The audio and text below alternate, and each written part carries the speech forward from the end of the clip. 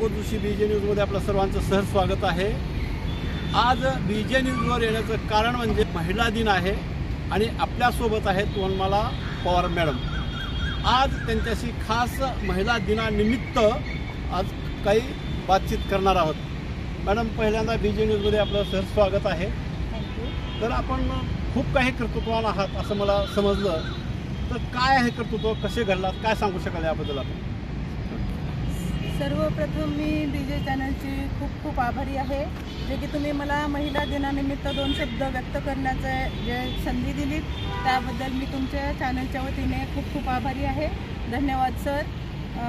तसा तर माझा परिचय म्हणजे पवार वनमाला विठ्ठलराव। मी एक साधारण कुटुंबामधून जन्मलेली मुलगी आहे। माझं माहेर धाराशिव जिल्हा प्रॉपर, त्यामध्ये धाराशिवमध्ये माझं पूर्ण शिक्षण झालं। तिथूनच प्राथमिक, माध्यमिक तसेच उच्च माध्यमिक आणि जसं मी तिथूनच ग्रॅज्युएट झाले। त्यानंतर पुढे डिग्रीचं जसं की MA BEd तसं डिग्रीचं शिक्षण घेतलं। ते काही नंतर लातूरमध्ये 12th झाल्यानंतर माझं एक मॅरेज झालं। त्यानंतर माझ्या मिस्टरांची खंबीर साथ माझ्या पाठीमागे होती। इतकी साथ होती की त्यांनी खंबीरपणाने माझ्या प्रत्येक वेळोवेळी क्षणामध्ये माझ्या पाठीमागे उभे राहिले आणि माझं डिग्रीचं पूर्ण 1 नाही तर 2-3 डिग्री माझे पूर्ण करून घेतले। आणि त्यानंतर आम्ही एक आनंदी कुटुंब किंवा फॅमिली म्हणून पती पत्नी एकत्र आलो आणि आमच्या संसारवेलीवरती 3 फुलं उमलले, जे की मला 2 मुली आहेत, 1 मुलगा आहे। माझ्या दोन्ही मुली आज मेडिकल म्हणजे MBBS फायनलला आहे, दुसरी MBBS सेकंड इयर पासआउट आहे, आता 3rd इयरमध्ये जाते आणि मुलगा 12th मध्ये आहे। या सर्वांमध्ये माझ्या पतीची मोलाची साथ आहे आणि मी खंबीरपणाने मुलांच्या या पतीच्या साथीमुळेच मुलांच्या पाठीमागे खंबीर उभी राहू शकले आणि त्यांना मी पूर्ण माझं करिअर किंवा माझा व्यवसाय किंवा माझे सर्व शिक्षण किंवा जे की मला मी जॉब करायला पाहिजे होता, की सपोर्ट होता मिस्टरांचा। परत एक विचाराने आम्ही दोघांच्या संगनमताने विचार केला की आपण दोघांनी जॉब केल्यानंतर मुलांकडे दुर्लक्ष होईल, तर ते दुर्लक्ष नाही झालं पाहिजे। आपण इतरांची मुलं घडवू, पण आपलेच मूल नाही घडलं तर मग संपत्ती काही महत्त्वाची नाही। म्हणून आम्ही फर्स्ट प्रायोरिटी म्हणजे आमचे मुलं, त्या प्रायोरिटी मुलांना दिली आणि अशा माध्यमातून खूप संघर्षातून मी मुलांना घडवलं।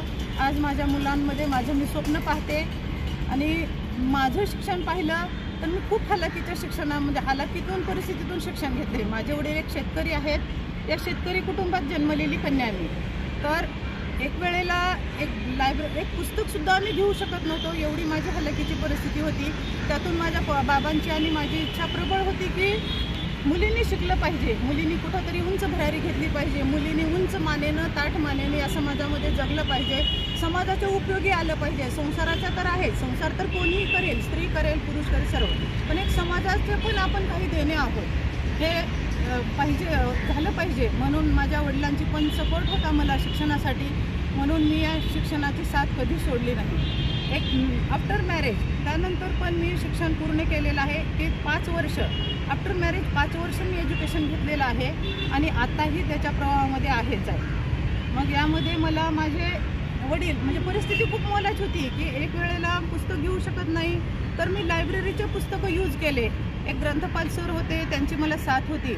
ते ग्रंथपाल सर मला वेळोवेळी प्रति इयर अभ्यासाची पुस्तकं पहिल्यांदा जूनमध्ये देऊन टाकायचे आणि त्याच्यावर मी अभ्यास करून माझा पूर्ण शिक्षणाचा प्रवास पूर्ण केला। आणि त्यानंतर माझ्या मिस्टरांनी लग्नाच्या नंतर पण मला खूप साथ दिलेली आहे। माझा एक असा प्रश्न आहे मॅडम, तुम्ही कोणत्या पदावर आहात आणि स्ट्रगल करत यशाचं शिखर गाठलं आहे आणि या यशाचं म्हणजे महत्त्व कुणाला देतात, त्याचं श्रेय कुणाला देतात? मी आता सध्या जर एक टीचिंग क्षेत्राचा एक प्रायव्हेट ट्युशन क्लासेस माझे होते, त्यामध्ये एक 10 वर्षाचा कालावधी मी दिलेला आहे। त्यानंतर आता सध्या मी एक हाऊसवाईफ आहे। सध्या बाकीचं आणखी दुसरे छोटे छोटे व्यवसाय आहेत, पण ते इथे मी नोंद करू शकत नाही आहे। परंतु या सर्व यशाच्या मागे एकतर माझ्या प्राथमिक अगोदर लग्नाच्या अगोदर म्हणलं तर माझ्या वडिलांची साथ खंबीर होती। त्यानंतर आता माझ्या या यशाचं शिखर किंवा जे मी हे सपोर्ट सिस्टम आहे माझी, ते माझे पती आणि माझे मुलं आहेत। असा एक माझा प्रश्न असेल मॅडम, स्त्रियांना चूल आणि मूल याच्या व्यतिरिक्त पाहिलं जात नाही आणि याला बाजूला सारून तुम्ही एवढं मोठं शिखर गाठलेलं आहे। तर या पंचक्रोशीतील महिलांना आपलं काय मार्गदर्शन असेल? हो, तर मी या मताशी पण सहमत नाही आहे की आजच्या घडीमध्ये किंवा आजच्या या युगामध्ये बदलत्या काळामध्ये स्त्रियांनी फक्त चूल आणि मूल इथंपर्यंतच मर्यादित नाही किंवा प्रत्येक स्त्रीची मर्यादा तिथंपर्यंतच नाही की तुम्ही स्त्री आहात तिथंपर्यंत थांबलं पाहिजे, चूल आणि मूल हेच तुमचं भवितव्य आहे, हे नाही. प्रत्येक स्त्रीने ताटमानेने जगलं पाहिजे, उच्च शिक्षण घेतलं पाहिजे.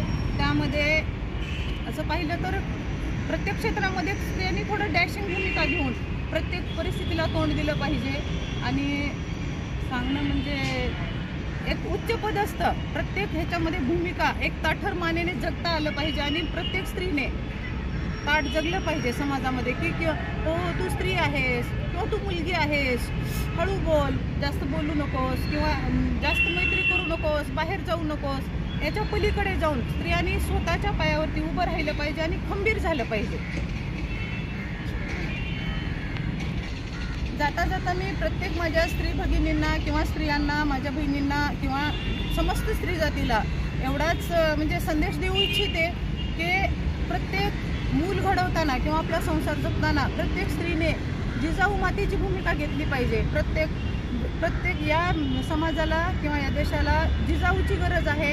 प्रत्येक स्त्री जर जिजाऊ झाली तर शिवराय घडवणं काहीच अशक्य नाही. धन्यवाद. तुम्ही पाहू शकता, हे होते वनमाला पवार मॅडम. यांची यशोगाथा आपण त्यांच्या तोंडूनच ऐकलेली आहे. एवढं शिखर गाठलेलं आहे. आणि मग तुम्हाला काही पारितोषिक वगैरे काय आहेत का?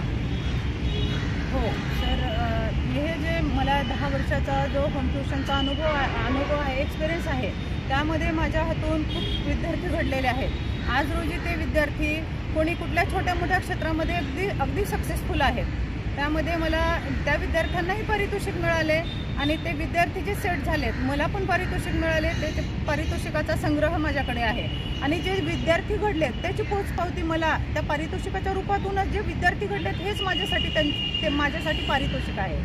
ते मुलं जे घडलेत त्यामध्येच मी माझं पारितोषिक आणि माझं समाधान व्यक्त करते. जसं की मी थोडक्यात पाहिलं तर एज्युकेशन किंवा टीचिंग क्षेत्रामध्ये मला अनुभव किंवा आवड आहे.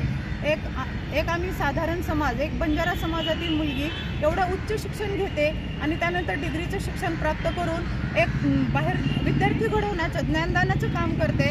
म्हणजे ते थोडे माझ्यासाठी खूपच प्राऊडली आहे. आणि मी साधारण एक आमचा समाज म्हणजे थोडा शेती व्यवसाय करणे, ऊस तोडणी, मजुरी करणे किंवा दारूचा व्यवसाय करणे हे इथंपर्यंतच पाहिलं जातं. पण या समाजाला उच्च स्तरावर नेण्यासाठी कुठेतरी शिक्षणाचा अभाव आहे. तर शिक्षण शिकलं पाहिजे, उच्च शिक्षित झालं पाहिजे.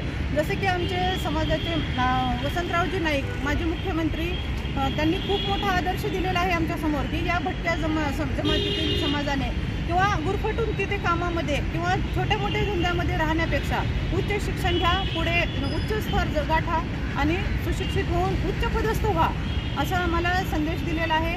मी वसंतरावजी नाईक साहेबांची खूप खूप आभारी आहे. त्यांनी आम्हाला दिशा दिली किंवा ज्ञानदानाच्या कामासाठी आमच्यासारखे खूप असेच काही आमच्याकडून कार्य घडो आणि देशाची उच्चतर प्रगती हो.